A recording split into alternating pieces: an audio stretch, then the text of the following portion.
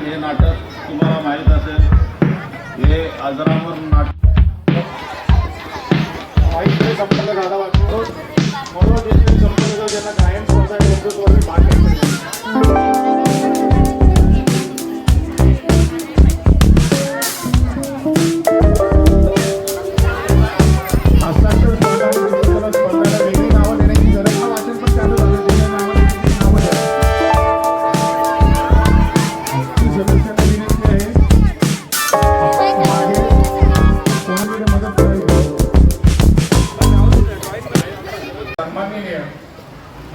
नगरसेवक आपल्या प्रभागातील लाडके नगरसेवक प्रशांत दादा पाटील यांचे आगमन झालेले आहे। मी साईदत्त मित्रमंडळ यांच्यातर्फे त्यांचे हार्दिक स्वागत करतो। दादांच्या हस्ते आपण उद्घाटन करू सर्वांनी।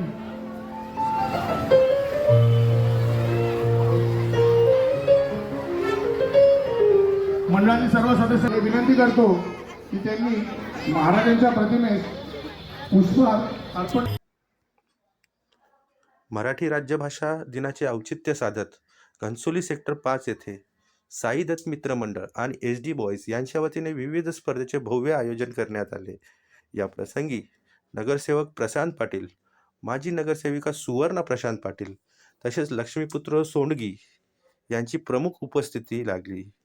न्यू बॉम्बे सिटी स्कूलचे प्राचार्य सुरेखा पिसाळ, उपप्राचार्य पारस पटेल आणि ॲडव्होकेट शुभांगी पाळी यांनीही कार्यक्रमाला हजेरी लावली। तसेच साई मित्रमंडळाचे अध्यक्ष सागर किरुळकर, कार्याध्यक्ष विजय पाटील, सचिव विशाल जानकर, खजिनदार मनोज घाडगे तसेच सल्लागार विजय काळे व राहुल दळवी यांच्या पुढाकाराने हा कार्यक्रम यशस्वी पार पडला। मराठी राज्यभाषेचा सन्मान करत नव्या पिढीला मराठीची गोडी लावण्याचा हा प्रयत्न कौतुकास्पद ठरला आहे।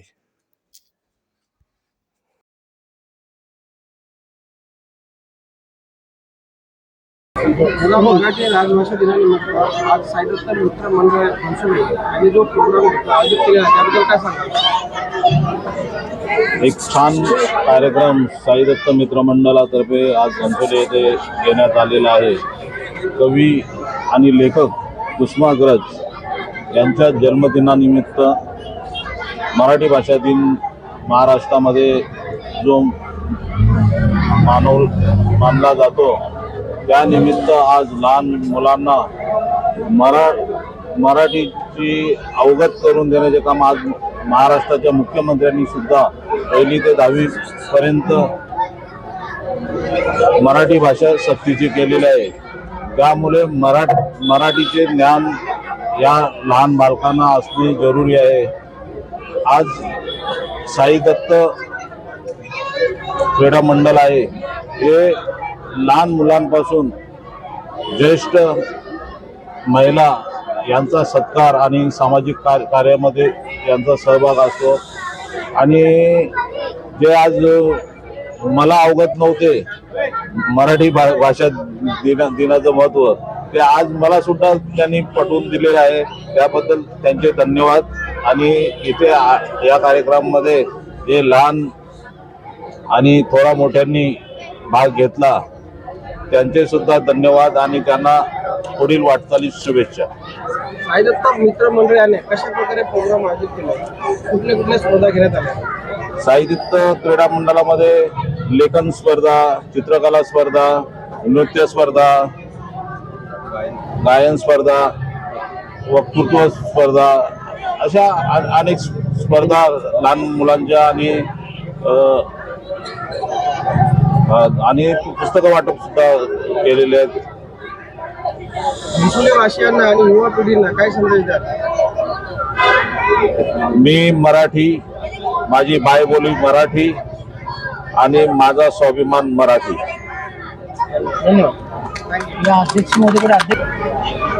आजचा जो राज्यभाषा मराठी राज्यभाषेनिमित्त जो काही कार्यक्रम केलेला आहे, काय सांगणार आहात? एकंदरीत या ठिकाणी अनेक जे युवक आहेत, विद्यार्थी आहेत, विद्यार्थिनी आहेत, प्रत्येक याच्यामध्ये सहभाग घेतलेले आहेत, काय सांगणार आहात? प्रथमतः मी सर्वांचे आभार मानतो जे आपले मान्यवर या कार्यक्रमाशी उपस्थित राहिले। तसेच मी विशेष आभार प्रशांत दादा पाटील यांचे मानतो जे आमचे लाडके नगरसेवक आहेत त्यांनी आम्हाला कार्यक्रमास भरपूर मदत केली, सहकार्य त्यांचं लाभलं. हा कार्यक्रम करण्याचा साई दत्त मित्रमंडळाचा हेतू आहे की आपली मराठी भाषा जी आता आपण कमी म्हणजे लोप पावली नाही असं म्हणत, पण खूप कमी प्रमाणात त्याचा वापर करतात मुलं. इंग्लिश हिंदी वगैरे याचा जास्तीत जास्त वापर करतात. तर साई दत्त मित्रमंडळाने एक असा प्रोग्राम किंवा कार्यक्रम करावा की जेणेकरून आपली मराठी भाषा जास्तीत जास्त वापरली जाईल व आपल्या मराठी भाषेचा जास्तीत जास्त प्रचार होईल.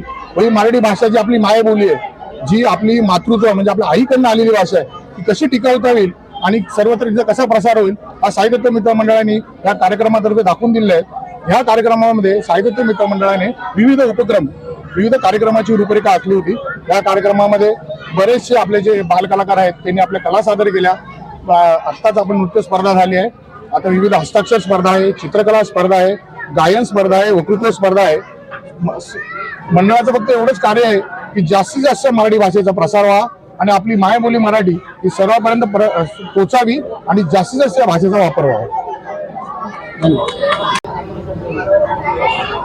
आज साई दत्त मित्र मंडळ यांनी जो कार्यक्रम आयोजित केला आहे, कवी कुसुमाग्रज यांचा जन्मदिवस आहे आणि आपली मराठी राज्यभाषा दिन आहे. त्याबद्दल मी सर्वांना, मंडळांना, सेक्टर 5 सगळ्या रहिवाशांना राज्यभाषा दिनाच्या खूप खूप शुभेच्छा देते. जय हिंद, जय महाराष्ट्र.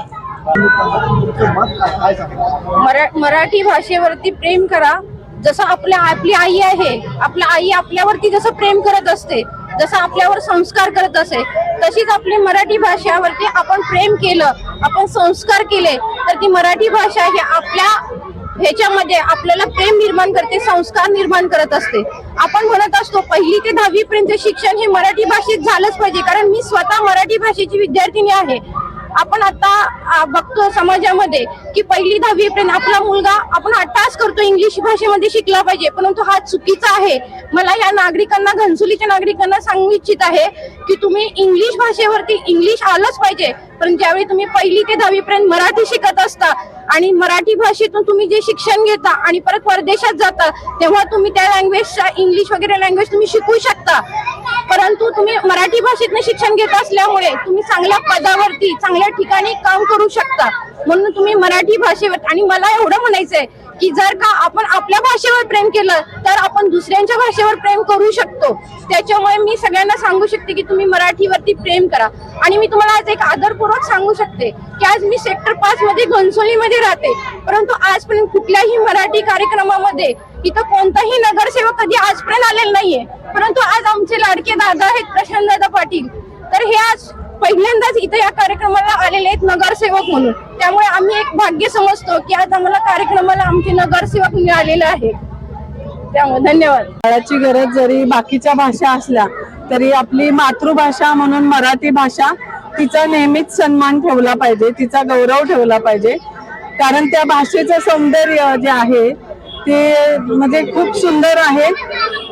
एक आपले जे कुसुमाग्रज आहेत त्यांनी त्या भाषेला जे उच्च स्थान दिले आहे संस्कृती आणि साहित्यामध्ये मराठी भाषेला, त्यामुळेच आज त्यांचा हा जो जन्मदिवस आहे तो एक मराठी राजभाषा दिन म्हणून साजरा करण्यात येत आहे. त्यांना गौरव, त्यांना सन्मान देण्यासाठी.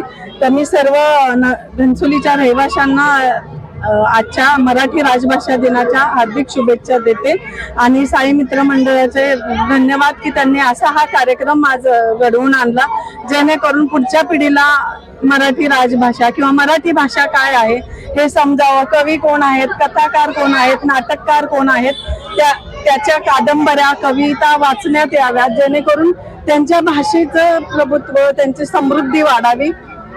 हेच माझं बोलणं आहे. धन्यवाद.